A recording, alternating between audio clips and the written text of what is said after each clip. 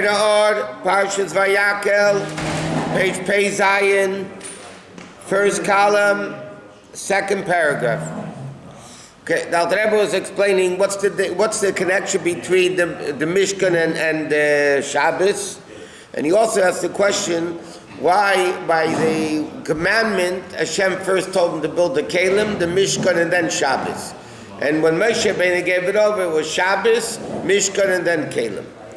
So he says that the whole Inyan B'Seicham, every Jew builds their own Mishkan within them through Torah mitzvahs.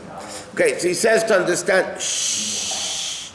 understand this, he says we need to understand what it says, Ani Hashem Le'Shanisi, that worlds don't create any change in Hashem whatsoever, because the amount of godliness that gives existence to the world is not even like, as the expression goes, a spit into the ocean, a shpayin yam, or as the Gemara uses the expression, ketipa minu hakanayis, the one drop compared to the whole ocean system of the world is nothing.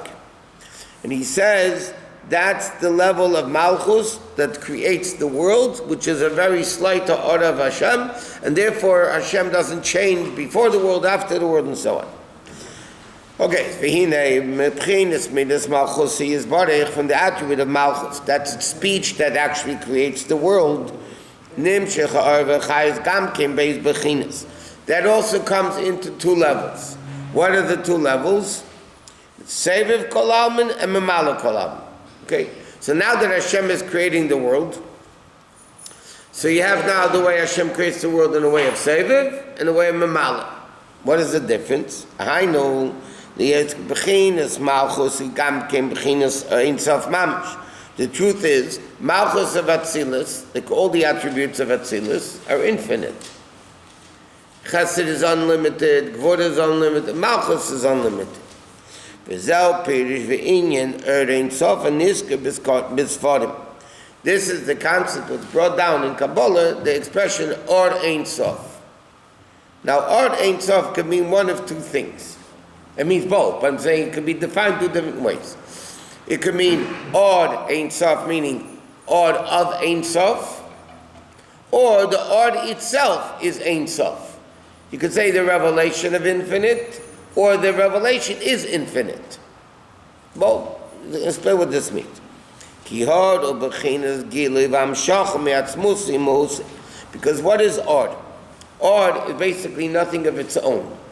Or is a revelation of what the source of the light is. That's all it is. The sun itself, the Gashmistic Moshe, the Shemesh, the sun, is called Ma'od. Now, Aval Ord, Hainu Ziva Nimshach Mimor Shemesh, Umer L'Oretz L'Adon. Then you have the sunlight that shines on the world. The sun is 93 million miles away, whatever. But the light is what shines on the earth. So the same thing in the left. That's a mashal for Or Ein Sof. Or Ein Sof, Aderech Mashal. Ziva Nimshach Mosiv Atzmosi Yizbarech. That means it's the ray that comes from the essence of Hashem. But on the essence of Hashem, you can't use the word Or. You could use the word Ma'od. You can't say on the Shemesh Or, because the sun is not light, it's the source of light. So when you say Or Ein Sof, you can't say that it means that Hashem is Ein Sof, because that Hashem is above Ein Sof. And because the Or of Ein Sof is, so what does Or Ein Sof mean? It's revealing the Ein Sof. And the Or itself is Ein Sof. It's unlimited. So so therefore, finite creation cannot handle an infinite revelation.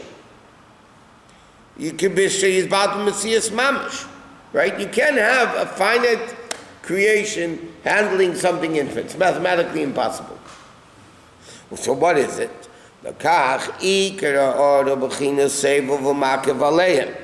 Therefore, it doesn't internalize. The first level is Seviv. What does Seviv mean?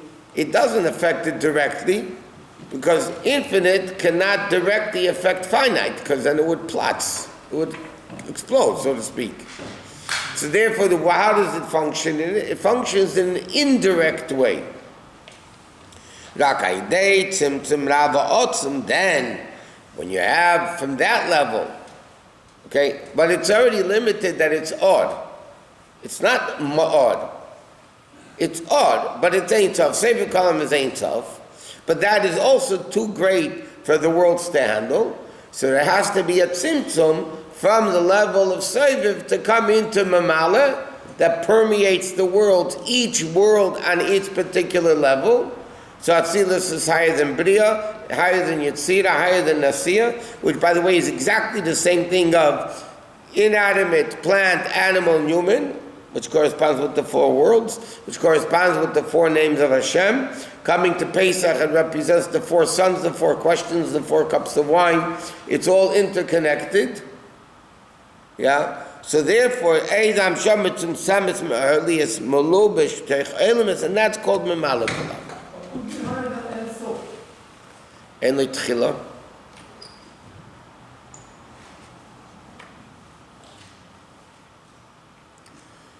By the way, even the sun itself, its ma'od is mugba. There's a yakti, you can measure how much, whatever, power it has. But we're talking about more of not only, sunlight is definitely limited, because the sun is limited. When you're talking how much more so, Hashem is Ein Tov, and therefore the Or is Ein Tov. But then you have even a higher, the way Hashem is not Or. It's not Or Ein Tov. It's only Or of Ein Tov. Hashem is infinitely greater than that. B'zeh yuven gam king tuv tam. Lo ma'ashkin ha'mekubalim. Why the mekubalim describe the hamshachas ha'chayis me'bariyis baruch b'shem Or in the level Lashon Or Ein Tov. Okay, it's called Or Ein Tov. Why? Hagam sheyesh harbi taimim mazeh. There's a lot of reason why it's called Or Ein Tov. Ach ech min ha'taimim hu v'hainu k'mei begashmis. Again, we understand it from the Gashmistic analogies. Just like in Gashmis. When you have the ray of the sun shining on something, it only encompasses it. It doesn't come into it. When the sun shines here, yeah, it's shining on the earth. It's not coming into the earth. It's not coming in a pneumius. It's only shining externally. Therefore, this heart is only a gili from the helam. When there's a cloud, and the sun is not shining, okay, then it's completely concealed. When there are no clouds and sun shines, nevertheless, it says like this. There's a revelation of the sun. Yeah? So if it's very cloudy, then you can't even tell that there's the sun out there. Sometimes you have really, a big storm, it's really dark, because the sun is basically completely hidden. Even when the sun becomes revealed, it's also not coming in a pneumius. When the sun shines on earth, it's not permeating the earth. It's shining on the earth. It's makif.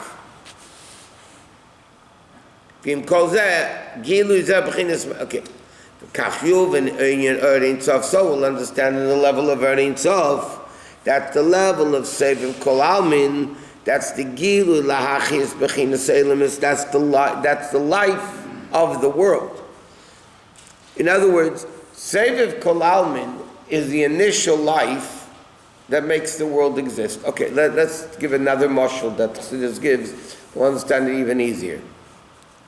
Neshama comes into the body. Okay? Person is born, the neshama comes into the body. So there's two functions that the neshama has.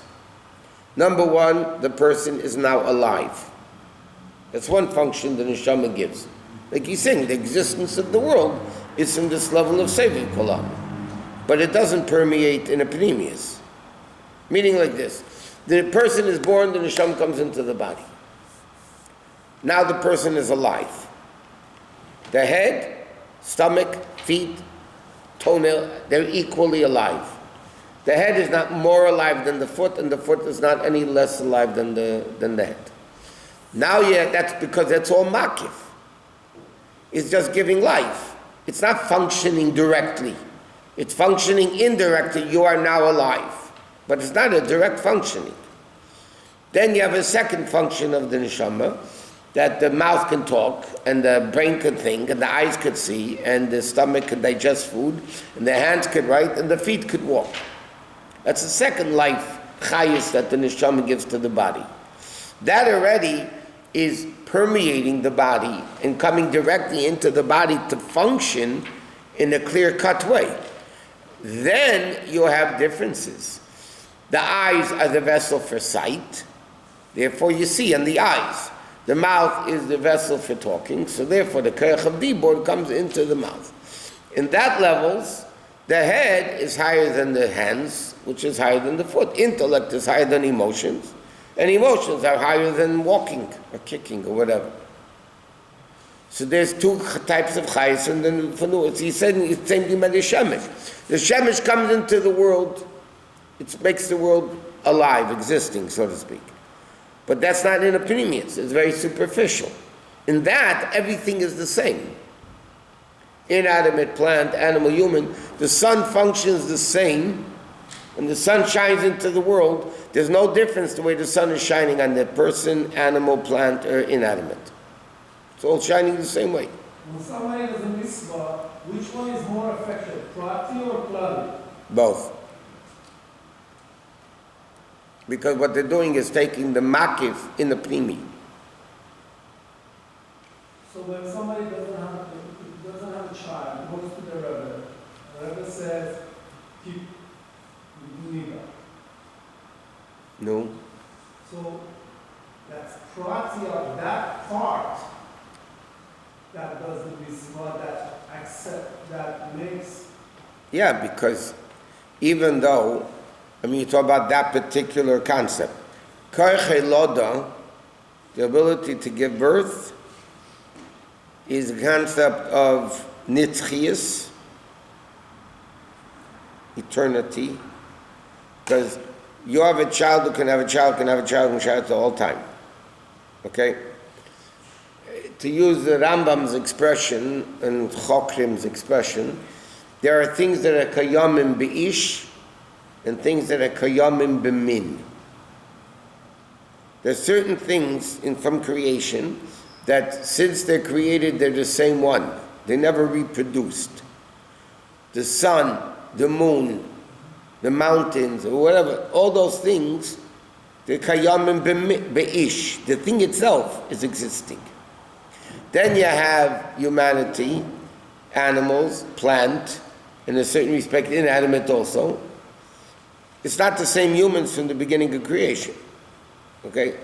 The koach loda, the ability to give birth, which is the concept of continuity in a way of nitzchi forever, that the Rabbi Rashab writes in Samach to Samach, that comes from the koach of the chuppah, which is, the chuppah is the makif, but that's why you go and do the chuppah. That gives the koach ein sof, the koach loda at sof kol hadeiros. So that's where you get the koach ein sof. Now, sometimes you have that koach, but the keli is missing. The keli is missing. Sometimes it's a physical defect, because if it's coming from koach ein sof, there's two aspects. You need a physical limb and you need a spiritual limb. Right? Now sometimes everything is okay, physically. But there's a spiritual blockage coming that it's not allowing the Ein Sof to come into that particular part of the body to give birth. So what creates the spiritual keli for, not the physical keli. What creates the spiritual keli for that? That's keeping Taras Mishpacha, because Taras Mishpacha is directly connected to the concept. You have a stomach ache, the Rabbi used to tell people be more careful in kashrus. It's not cute. It's not a cute, connected to. The truth is that kashrus is the keli for a spiritual healthy stomach. Sometimes you can have a physically healthy but there's a spiritual defect. I don't know. Something could be physical. They need to go to a doctor.